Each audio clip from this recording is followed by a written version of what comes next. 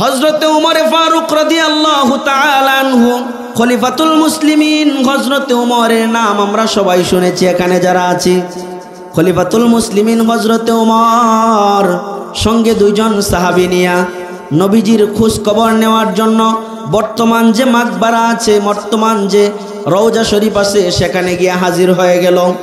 সঙ্গে দুইজন সাহাবী নিয়া হযরতে উমর বিশ্বনবীর খোঁজ খবর নেওয়ার জন্য নবীজির রওজার পাশে এখন যেখানে রওজা আছে, মাকবারা যেখানে, নবীজির হুজরার সামনে গিয়ে হাজির হয়ে গেছে।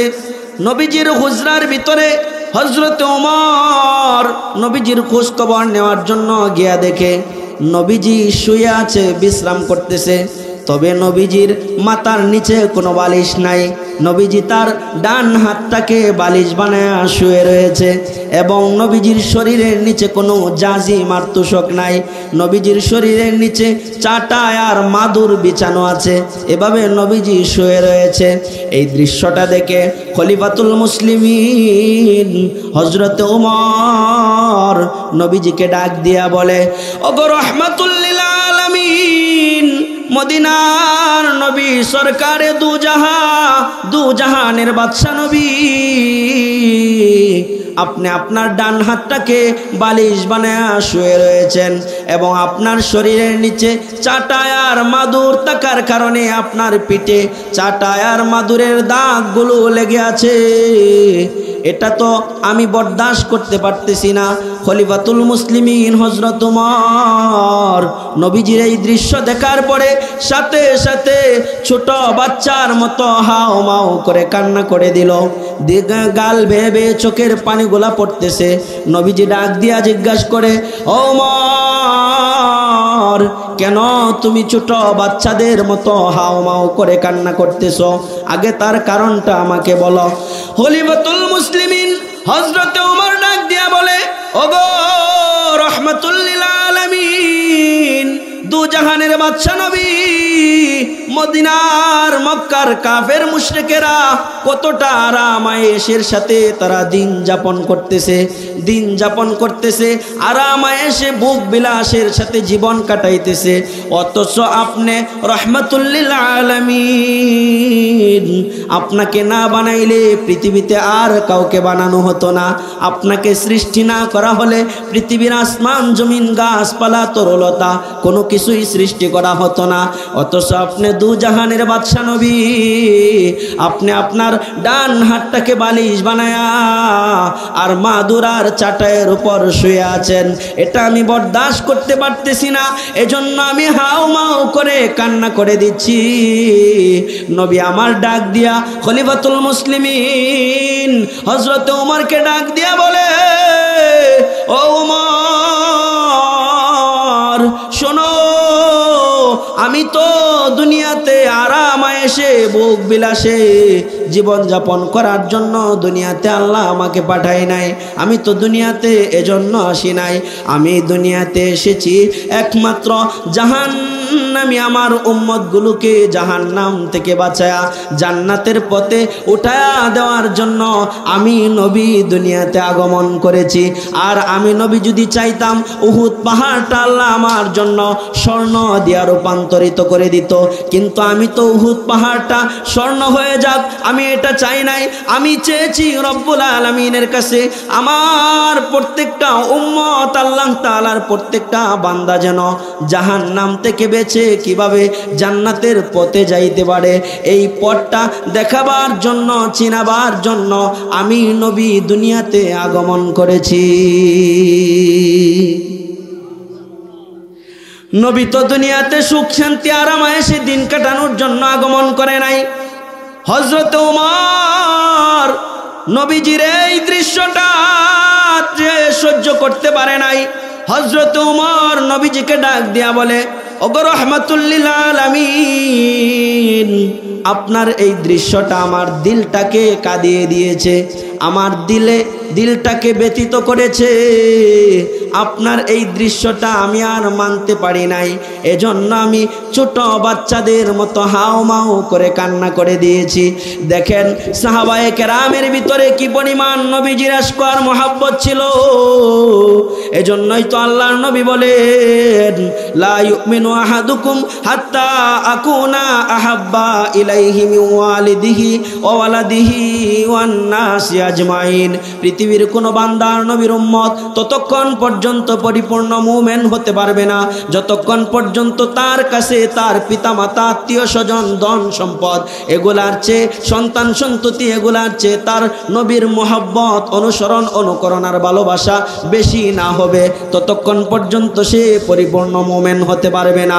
আল্লাহ তাআলা পবিত্র কোরআনে কারিমে জানায় দিলেন, কুল ইন কানা আবাউকুম ওয়া আবনাউকুম ওয়া ইখওয়ানুকুম ওয়া আজওয়াজুকুম ওয়া আশীরাতুকুম আমওয়ালুন ইকতারাফতুমুহা তিজারাতুন তাখশাউনা কাসাদাহা ওয়া মাসাকিনু তারদাউনাহা আহাব্বা ইলাইকুম মিনাল্লাহি ওয়া রাসূলিহি। রব্বুল আলামিন জানায় দিলেন, ও পৃথিবীর মানুষ শোনো, এখানে অনেকগুলো বিষয় আল্লাহ তাআলা জানায় দিলেন। আল্লাহ তাআলা বলেন, ও আমার পৃথিবীর বান্দারা, তোমাদের কাছে যদি তোমাদের বাবা মা, আত্মীয় স্বজন, সন্তান সন্ততি, ব্যবসা বাণিজ্য, ঘর বাড়ি, টাকা পয়সা এগুলা সব কিছুর চেয়ে যদি আল্লাহ আল্লাহ রসুলের মুহাব্বত তোমাদের দিলের ভিতরে বেশি না থাকে, তখন তোমরা আমি আল্লাহর পক্ষ থেকে শাস্তি আর আযাবের জন্য তোমরা অপেক্ষা করো। এজন্য পরিপূর্ণ ঈমানদার হতে হইলে আল্লাহ আর আল্লাহর রসুলের মুহাব্বত দিলের ভিতরে সবচেয়ে বেশি থাকা লাগবে কিনা বলেন? বেশি থাকা লাগবে না? সবচেয়ে বেশি থাকা লাগবে। দেখেন, নবীজির বংশের মানুষগুলো যত বিপদ এসেছে, যত অভাব এসেছে, কোনো অভাবের ক্ষেত্রেও এক বিন্দু পরিমাণ আল্লাহর হুকুম ছাড়ে নাই, নবীজির মুহাব্বত ছাড়ে নাই, আল্লাহর বিধান লঙ্ঘন করে নাই। আল্লাহ তাআলা বলেছে, ইয়া আইয়ুহাল্লাযীনা আমানুস্তাঈনু বিস-সাবরি ওয়াস-সালাহ ইন্নাল্লাহা মা'আস সাবিরিন। ধৈর্যের মাধ্যমে আল্লাহ তাআলাকে তালাশ করার জন্য আল্লাহ বলেছে। কেমন ধৈর্য ধরেছিল সাহাবায়ে কেরাম, তারা তাদের জীবনে ধৈর্যের পরীক্ষাও দিয়েছে। নবীজির মুহাব্বত আর অনুসরণ আর অনুকরণের পরীক্ষাগুলো দিয়ে দিয়ে প্রত্যেকটা সাহাবায়ে কেরাম কিয়ামত পর্যন্ত পৃথিবীর সমস্ত মানুষের সামনে নজির ইতিহাস উপস্থাপন করে গিয়েছে। কিয়ামতের আগে আগে যখন ফিতনা চলে আসবে, আমরা সাহাবায়ে কেরামকে অনুসরণ করে নবীজির মুহাব্বত আর ভালোবাসা প্রকাশ করব। রাজি আছি কে কে ইনশাআল্লাহ? নবীজির মুহাব্বত প্রকাশ করে আল্লাহকে ভালোবাসবো, রাজি আছি তো ইনশাআল্লাহ? আল্লাহ তাআলা আমাদেরকে কবুল করুন। আজকের এই মাহফিলকে আল্লাহ তাআলা কবুল করুন, সবাই বলেন আমিন। আসসালামু আলাইকুম ওয়া রাহমাতুল্লাহ। হযরত অত্যন্ত গুরুত্বপূর্ণ আলোচনা করেছেন। হুজুরের বাড়ির নেতৃত্বে আমরা সবাই দোয়া করব। অনেক দূর থেকে আসছেন আমার বন্ধু মানুষ, আল্লাহ তাআলা যেন আমার আমলে এরকম বরকত দান করে এবং আমাদেরকে আমল করার তৌফিক দান করে। সবাই বলেন আমিন। যাদের ওযু নাই ওযু করেন, ওযু কইরা আযানের পরপরই তাড়াতাড়ি নামাজ হয়ে যাবে। এরপরে আমাদের তৃতীয় অধিবেশন ধারাবাহিকভাবে ইনশাআল্লাহ ওলামায়ে কেরাম আছেন, সবাই উপস্থিত হয়েছেন। আমরা তাদের মুখ থেকে গুরুত্বপূর্ণ উত্তর শালনা কলোনি পাড়া বাইতুল ফালাহ জামে মসজিদের উদ্যোগে আয়োজিত আজকের এই মহতি মাহফিলের মোহতারম সম্মানিত সভাপতি সাহেব সহ আজকের প্রধান অতিথি, প্রধান আলোচক, মঞ্চে উপবিষ্ট সম্মানিত মুরব্বিয়ানে কেরাম, জাতির শ্রেষ্ঠ সন্তান উলামায়ে কেরাম, সম্মুখ প্রাণে বসা দিন প্রিয়, ইসলাম প্রিয় মোমেন মুসলমান ভাইয়েরা, পর্দার আড়াল থেকে আমাকে শুনছেন সম্মানিতা শ্রদ্ধা মা ও বোনেরা, বিশ্বজাহানের বিশ্ব প্রতিপালকের বিশ্ব দরবারে কালিমাতু শুকর ও সুজুদ আদায় করছি যে মহান রব্বুল আলামিন আপনাকে আমাকে দুনিয়ার সমস্ত ঝামেলাকে পিছনে রেখে আল্লাহ তাআলা এবং তার নবীর মুহাব্বত আর ভালোবাসায় জান্নাতের বাগানে মাজালিসুর রহমানে আল্লাহ তাআলা আমাদেরকে আসার বসার, কিছু কথা বলা এবং শোনার তৌফিকটুকু যে মালিক দান করেছেন, তারই শেখানো ভাষায়, তারই দেওয়া জবান দিয়ে, তারই দেওয়া শক্তি দিয়ে ইমানের আওয়াজে উচ্চস্বরে অন্তরের অন্তরস্থল থেকে একবার কালিমাতু শুকুর আদায় করছি আলহামদুলিল্লাহ।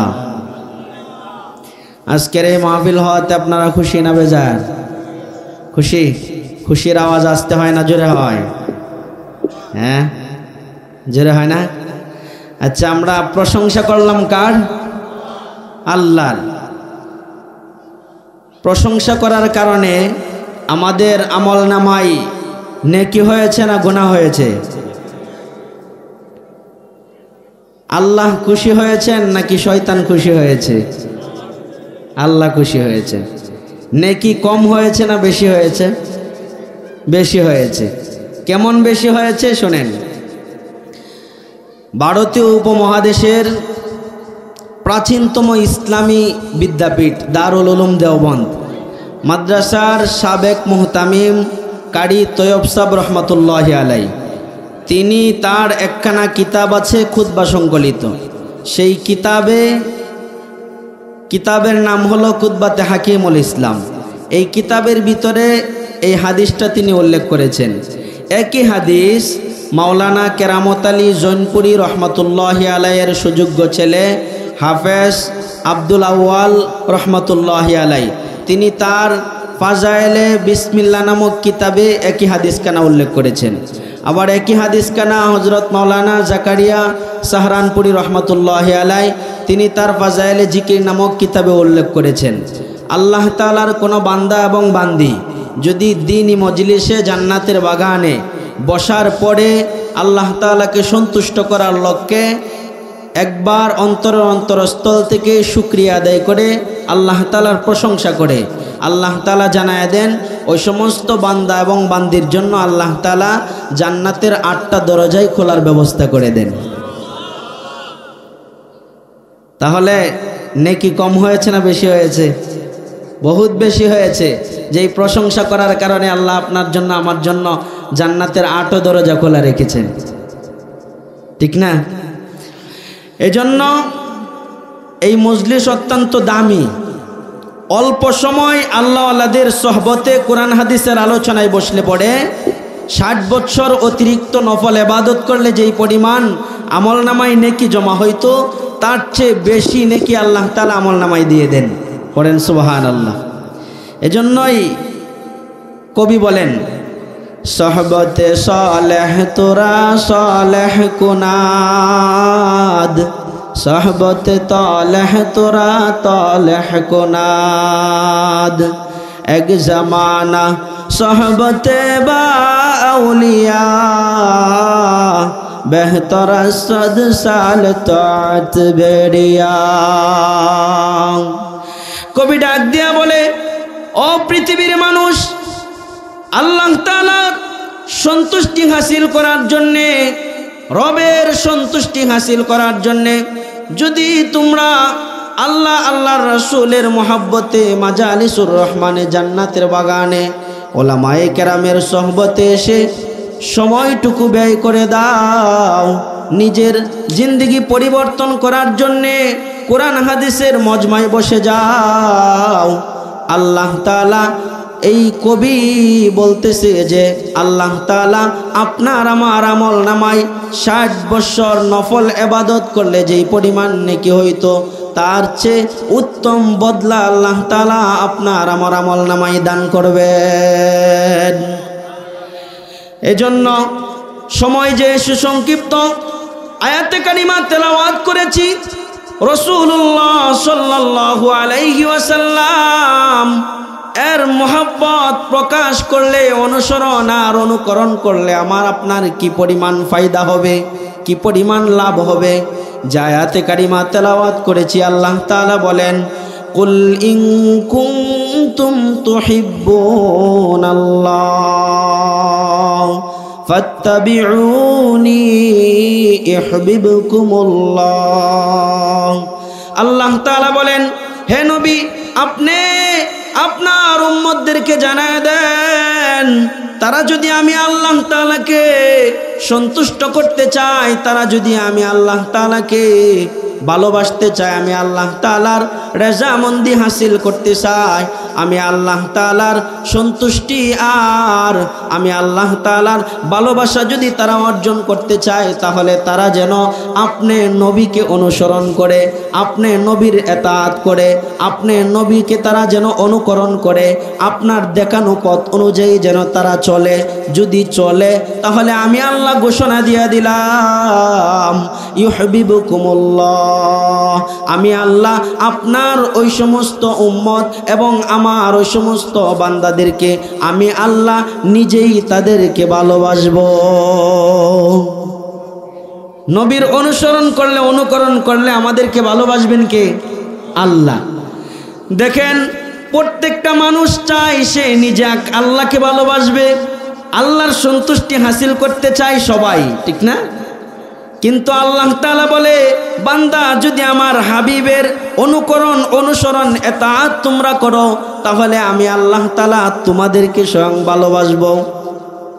আর আমরা সবাই শুধু না, সারা দুনিয়ার সমস্ত মানুষ চায় আল্লাহকে রাজি রাখতে, আল্লাহকে খুশি রাখতে, আল্লাহকে সন্তুষ্ট করতে। সমস্ত ইবাদত বন্দেগী আমরা যা করি, কোরআন হাদিসের মাহফিলে বসেছি, লক্ষ্য আর উদ্দেশ্য একটাই, সেটা হলো আসমানের মালিক আল্লাহ যেন আমার আপনার উপর সন্তুষ্ট হয়ে যায় এবং সন্তুষ্ট হয়ে পরম আকাঙ্ক্ষার পাত্র জান্নাত আল্লাহ তাআলা যেন আমাদেরকে দান করে। এই উদ্দেশ্যে আমরা এখানে এসেছি, কথা বলেন ঠিক কিনা? আল্লাহ তাআলা বলে, বান্দা যদি নবীর অনুসরণ অনুকরণ এতাআত পরিপূর্ণভাবে করতে পারো, তাহলে আমি আল্লাহ তোমাদেরকে ভালোবাসবো। ভালোবেসেই ক্ষান্ত হব না, আমি আল্লাহ তোমাদেরকে দুইটা পুরস্কার দান করব। কয়টা? দুইটা পুরস্কার দান করব। একটা হলো, তোমরা যদি নবীকে অনুসরণ করো, ফাত্তাবিউনি ইউহিব্বুকুমুল্লাহ, এক নাম্বার পুরস্কার আমি আল্লাহ দিব, তোমাদের জিন্দেগীর সমস্ত গুনাহ খাতা আমি আল্লাহ তাআলা মাফ করে দিব। ওয়াগফির লাকুম যুনুবাকুম, আল্লাহ তাআলা আমার আপনার জিন্দেগীর সমস্ত গুনাহ খাতা আল্লাহ তাআলা মাফ করে দিবেন। ফাত্তাবিউনি ইউহিব্বুকুমুল্লাহ, আর আল্লাহ তাআলা আপনাকে আমাকে মোহাব্বত করবেন, ভালোবাসবেন। দুইটা পুরস্কার আল্লাহ তাআলা দিবেন। শর্ত হলো, নবীর অনুসরণ অনুকরণ এতাআত করতে হবে। নবীজির অনুসরণ অনুকরণ এতাআত যদি করতে হয়, একটা মাপকাঠি লাগবে, তো লাগবে না? কার পদ্ধতি অনুযায়ী আমরা নবীকে মোহাব্বত করব? বছরে একদিন, বছরে 2-4 দিন, নাকি সারা বছর মোহাব্বত করব? মাপকাঠি জানতে হবে না? মাপকাঠি হলো সাহাবায়ে কেরামের মাপকাঠি। সাহাবায়ে কেরাম যেভাবে নবীজিকে অনুসরণ করেছে, অনুকরণ করেছে, এতাআত করেছে, ওইভাবে যদি আপনি আমি কিয়ামত পর্যন্ত নবীজিকে অনুসরণ অনুকরণ এতাআত করতে পারি, আল্লাহ তাআলা আপনার আমার জন্য দুইটা পুরস্কার রেখে দিয়েছেন। দুইটা পুরস্কার আমরা পেয়ে যাব। আল্লাহ তাআলা আমার আপনার জিন্দেগীর গুনাহগুলো মাফ করে দিবেন। শুধু তাই না, এজন্য সহিহ বুখারীতে একটা হাদিস এসেছে, সল্লু কামা রাআইতুমুনি উসাল্লি, নবীজি যেভাবে নামাজ আদায় করেছে আমরা যেন সেভাবে নামাজ আদায় করি। এখন নবীজির অনুসরণ যদি না করি, নবী যেভাবে নামাজ আদায় করছে আমরা তো সেভাবে নামাজ আদায় করতে পারবো না। সেভাবে নামাজ আদায় করতে হলে নবীকে অনুসরণ করতে হবে, নবীকে অনুকরণ করতে হবে। নবী যেভাবে খাবার খেয়েছে সেই সুন্নত যদি আপনাকে আমাকে পালন করতে হয়, নবীকে অনুসরণ করতে হবে। নবীজি মসজিদে ঢুকছে, সুন্নত আদায় করে মসজিদে ঢুকছে, সুন্নত যদি আদায় করতে হয় তাহলে নবীজিকে অনুসরণ করতে হবে, অনুকরণ করতে হবে। আমরা যদি প্রত্যেকটা সুন্নতের উপর আমল করতে চাই, তাহলে নবীজির অনুসরণ আর অনুকরণ ছাড়া সুন্নতের উপর আমল করা সম্ভব না। কথা বলেন ঠিক কিনা? যদি আমরা নবীজির প্রত্যেকটা সুন্নতের উপর আমল করি, তাহলে ফাত্তাবিউনি, নবীজিকে অনুসরণ আর অনুকরণ করা হয়ে যাবে। এই ফাত্তাবিউনি এর ব্যাখ্যা যদি সঠিকভাবে করা হয়, আপনি আমি সবাই এই ব্যাখ্যার ভিতরে ঢুকে যাব। আমরা কেউই সঠিকভাবে নবীজিকে অনুসরণ আর অনুকরণ করতে পারি না। কথা বলেন ঠিক কিনা? সঠিকভাবে পারি? সঠিকভাবে পারি না। নবী যেভাবে চলছে, নবী যেভাবে খেয়েছে, নবী যেভাবে ইস্তেঞ্জা করেছে, সুন্নত তরিকায় আমরা সবগুলো পালন করতে পারি না। এজন্য সাহাবায়ে কেরামের দৃষ্টান্তগুলো রব্বুল আলামিন ডাক দিয়া বলে, ও পৃথিবীর মানুষ, কিয়ামতের আগে আগে যখন ফিতনার যুগ এসে যাবে, তখন তোমরা যখন আমি নবীকে মোহাব্বত করতে চাইবা, তখন এক একটা ইখতিলাফ শুরু হয়ে যাবে।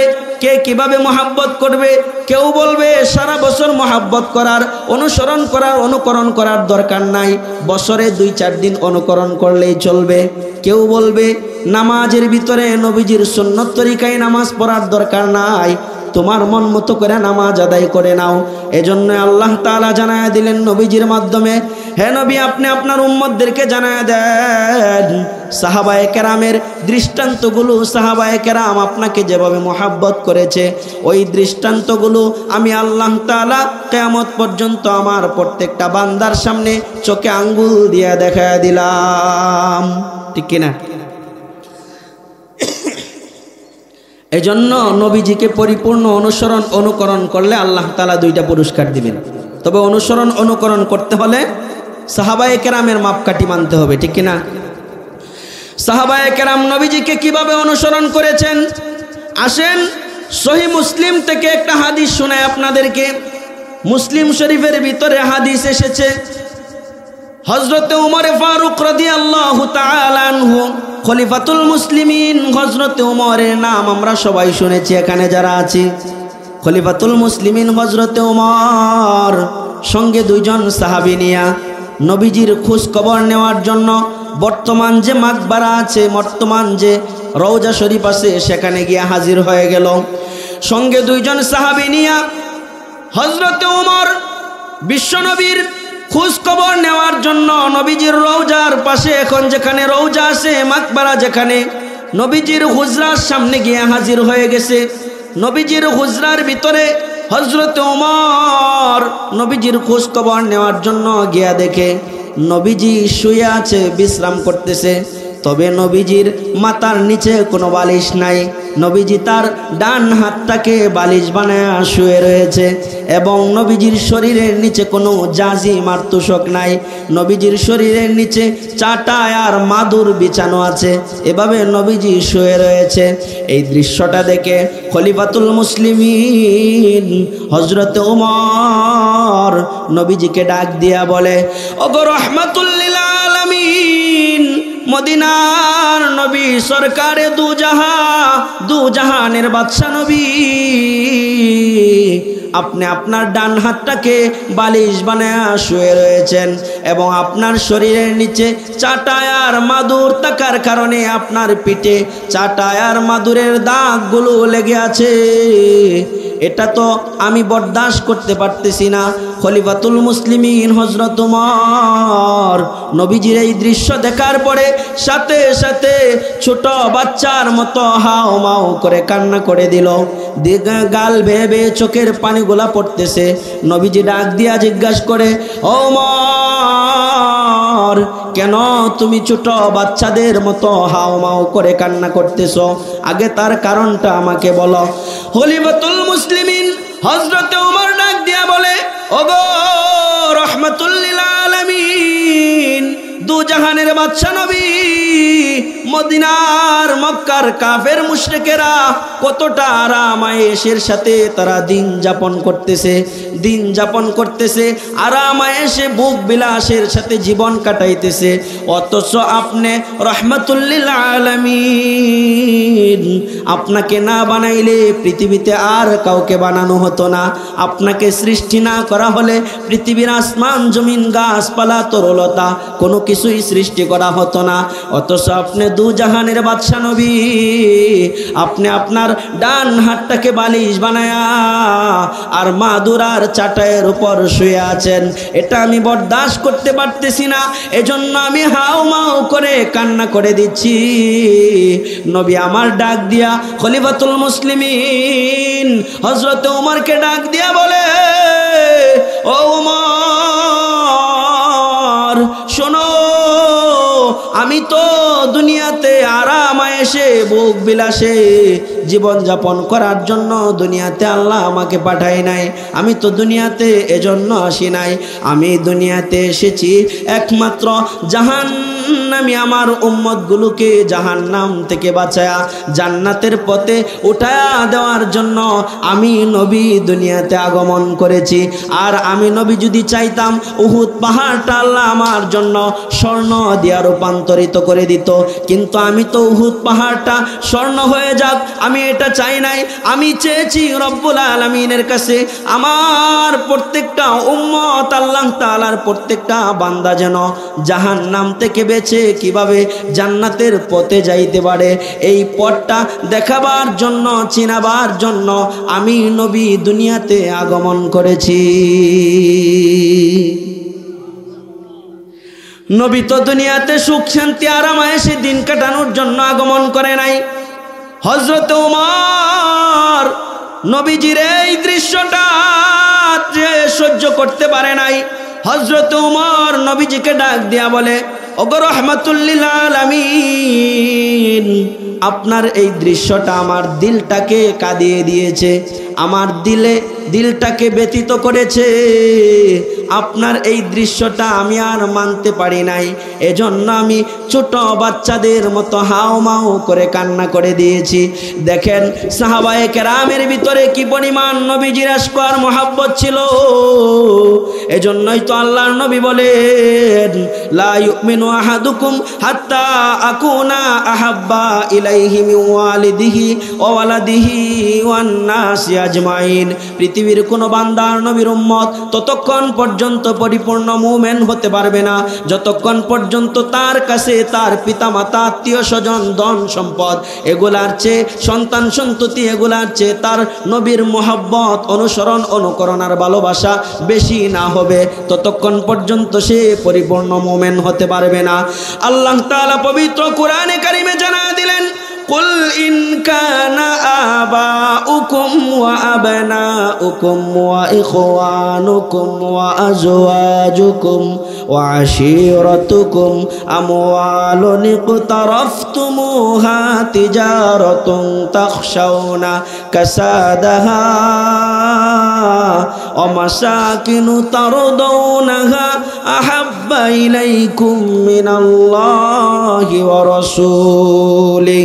রব্বুল আলামিন জানায় দিলেন, ও পৃথিবীর মানুষ শোনো, এখানে অনেকগুলো বিষয় আল্লাহ তাআলা জানায় দিলেন।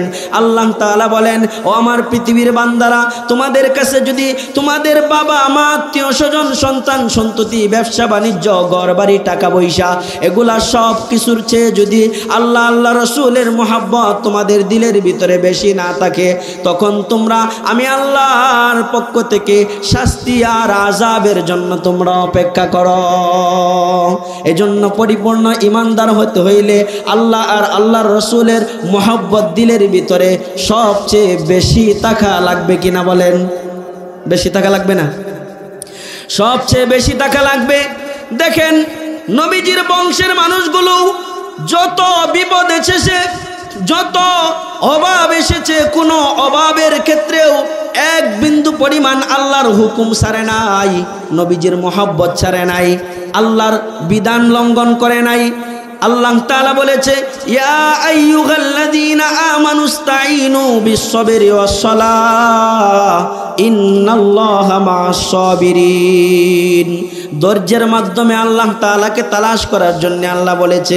কেমন ধৈর্য ধরেছিল সাহাবায়ে কেরাম, তারা তাদের জীবনে ধৈর্যের পরীক্ষাও দিয়েছে, নবীজির মহব্বত আর অনুসরণ আর অনুকরণের পরীক্ষাগুলো দিয়ে দিয়ে প্রত্যেকটা সাহাবায়ে কেরাম কিয়ামত পর্যন্ত পৃথিবীর সমস্ত মানুষের সামনে নজির ইতিহাস উপস্থাপন করে গিয়েছে। কিয়ামতের আগে আগে যখন ফিতনা চলে আসবে, আমরা সাহাবায়ে কেরামকে অনুসরণ করে নবীজির মহব্বত আর ভালোবাসা প্রকাশ করব।